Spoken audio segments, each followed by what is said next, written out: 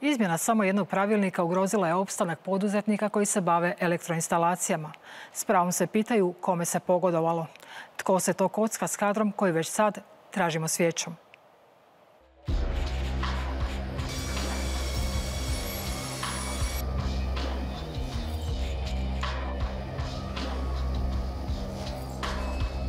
Mi ustavna prava otimamo ljudima koji su do sad radili, koji znaju.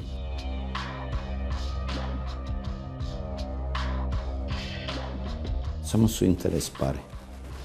Pare. Mi smo bolesni za parama, a nemamo ih. Pare morate zaraditi. Jedino mi pitamo tko želi biti milijunaš. Najbrži prst imao je Ivo Pavlović. Poštovanje, dobrodošli.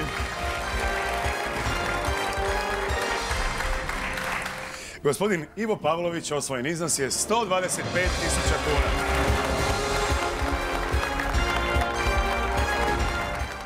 Ivo Pavlović iz Vinkovaca do novca je uvijek dolazio svojim znanjem, obrazovanjem i radom. Punih 40 godina ovaj elektrotehničar odgovorno radi na elektroinstalacijama. Na policiji sam sad napravio gromobrane.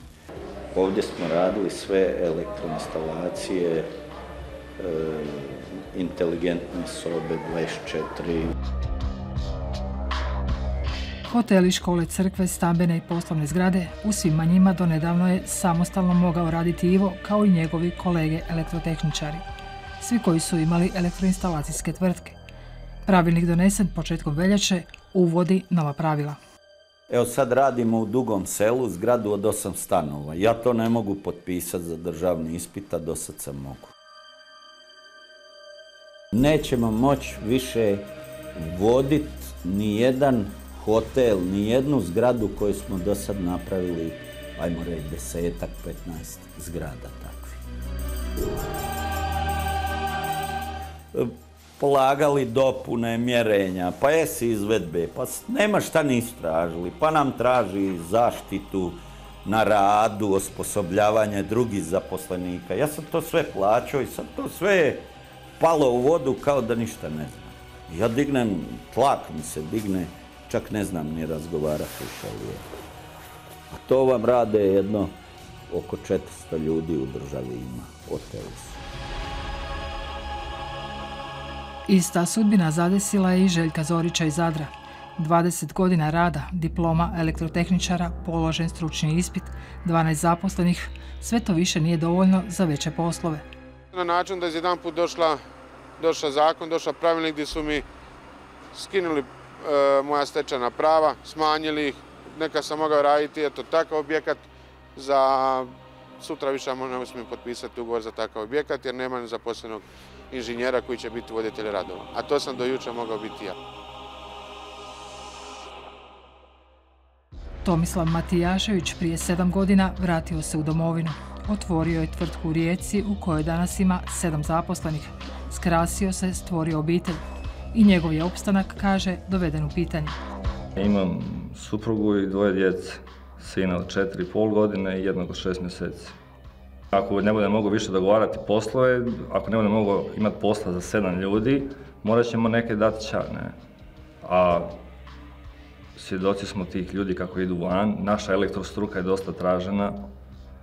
Firme iz Njemačke dolaze kod nas vršiti razgovore, ne moraju više naši ljudi ni ići preko. Ovaj novi pravilnik će nas, male firme, deklasirati, ne? Voditelj radova više ne može biti ni čovjek s 30-godišnjim iskustvom u području elektroinstalacija. Davor Malenica iz Splita i njegova uspješna tvrtka koja ima 31 zaposlenog.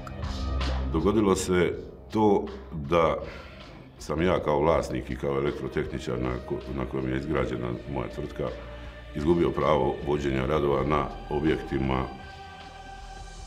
pazite, apsurda, koji su veći od 2 stambene jedinice i veći od 400 kvadrata. Više nismo stručni i sposobni ništa raditi osim štala i takvih stambenih jedinica.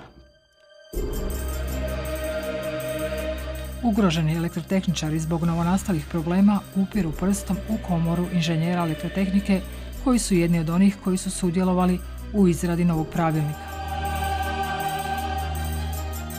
Oni smatraju da su imali pravo raditi na svim radovima do 1 kV. A mi smatramo da je to grubo kršenje i struke, jer svi radovi na niskom naponu nisu manje složeni. Usporedbe radi. Sve bolnice, svi aerodromi, 90% tvornica, sve zgrade, stambene, poslovne, sve su na jednom niskom naponu. Pa jednim dijelom se kršio zakon. Da. Poslove koje su donedavno elektrotehničari sami vodili, sada bi trebao voditi inženjer kojeg moraju zaposliti.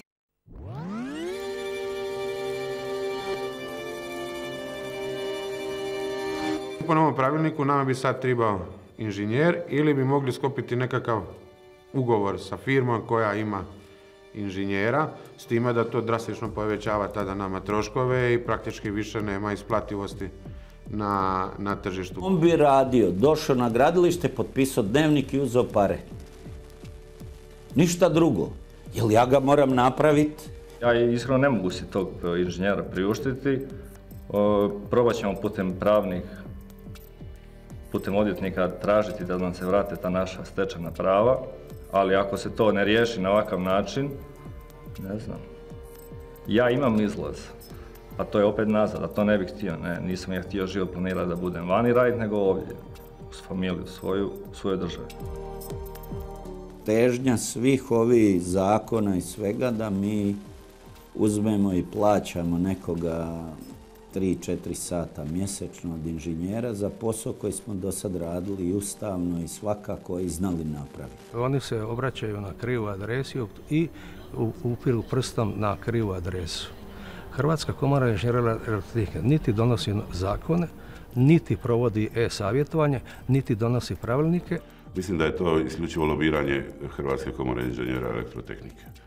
I to onih kolega koji su navikli na takav način domoći se ekstra zarade. Nove veće poslove više ne mogu ugovarati. Davor Malenica već ima zaposlenog inženjera, ali to mu ne rješava problem, već otvara novi.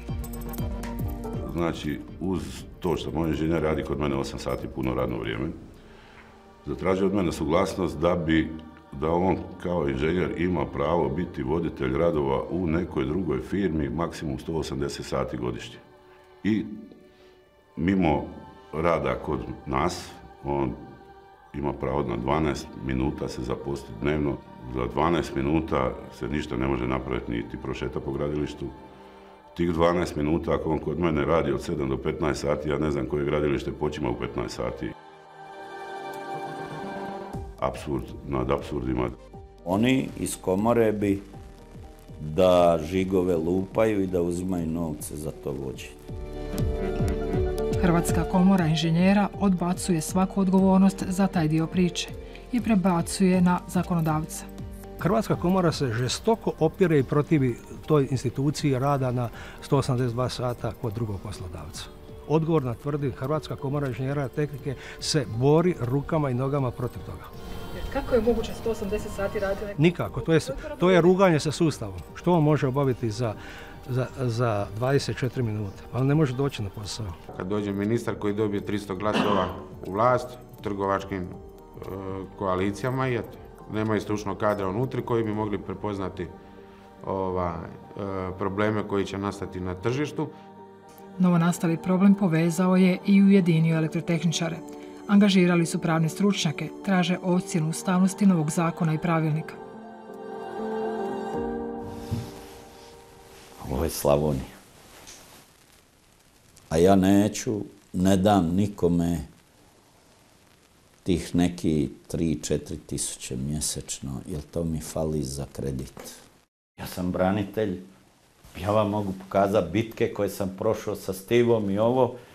7 šava na glavi, ništa uzeo nisam, osim spomenice. Poduzetništvo u Hrvatskoj je jedna borba, ne? Umjesto da normalno radimo i od tog svog rada živimo, stalno se moramo boriti s nečim. Ja imam još snage da se borim, ali ne znam za koga. Za djecu, za unuka da, ali u ovom društvu što više dajete, to ste više oštećeni. Računamo da je trenutno ugroženo negdje oko 2000 radnih mjesta. Davor Malenica 2008. pobjedio je državu. Javnosti je ovaj poslodavac poznat kada je ušao u borbu sa sustavom da bi zaštitio svog radnika kojeg je zaposlenica HZZO-a uporno vraćala s bolovanja na posao. Mi smo jednostavno htjeli pomoći samo čovjeku i ukazati da sustav ne funkcionira, da nema smisla da se bolestan čovjek vraća na posao.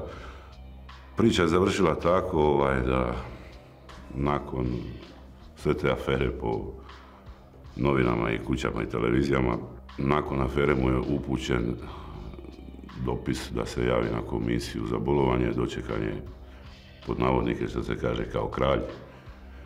Pregledani su mu svi nalazi i nažalost ustanovljeno je da istina ona da ne može raditi i dobija invalidsku mirovinu. U zemlji u kojoj su deficitarni i elektrotehničari i inženjeri, netko čini se donosi zakone koji će samo ubrzati njihov odlazak.